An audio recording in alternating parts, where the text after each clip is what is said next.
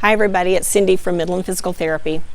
Today we're going to talk about elbow problems, specifically this part of our elbow, which is called tennis elbow when it's inflamed, or lateral epicondylitis. So this pain is typically present when you're gripping something, lifting, playing tennis. That's where it gets its name. Because of the tendons that run down into the wrist and hand, they become inflamed here at the origin, or where they start. So there's several exercises or stretches you can do when the symptoms calm down. So my go-to treatment for lateral epicondylitis is Astym, A-S-T-Y-M. You can look that up on the internet. The other thing, you can look at our website. We can direct you to Astym. It's www.midlandphysicaltherapy.com. The other thing that's real effective, that's a little bit newer, is needling. So dry needling is effective, and class 4 laser, which we also provide those types of services. The reason I'm mentioning that is before you get this inflammation down, you can't start exercising or strengthening the area so that it doesn't come back. So if you start strengthening it too soon, it's just going to irritate the inflammation. You can also get a band that goes across here, which you can buy like at Walmart or CVS Pharmacy or Walgreens. So stretching. So the best stretch to do for this type of condition is to take your hand forward, roll it in just a little bit like this, and you're going to pull down.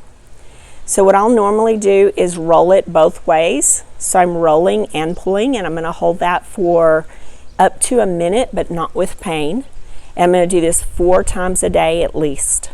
So why 4 times a day? So you're allowing that tendon and muscle to stretch. Go back to your normal activities, but don't lift anything heavy. Do it again, maybe breakfast, lunch, dinner, snack time, something like that. The other stretch you can start doing is this one. You're going to take your hands together like this and pull down. It's very similar to this one.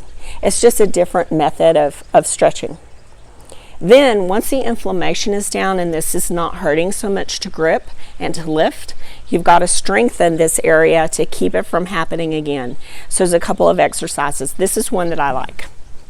I'm going to use my trusty can of soup again. So I like to do what's called eccentric exercise. So in other words, this is concentric, where I pull up and I pull up. I like to start off with one where I'm up and then I lower the wrist down. So I'm lengthening, I'm still exercising this side, but I'm not doing it in the traditional way.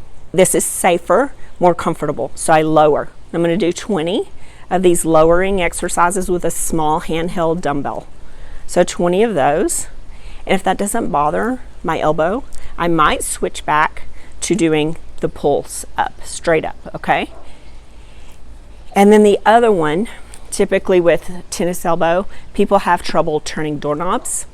So you can get a hammer or a dumbbell. Say this is my dumbbell. I'm going to hold one end and I'm going to turn that dumbbell back and forth, over to center, back and to center, while keeping my elbow planted on a soft table.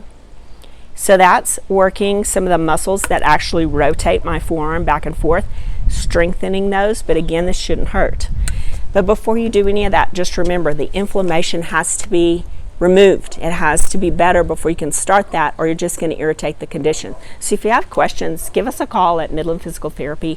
We can help you out. Thanks. See you next time.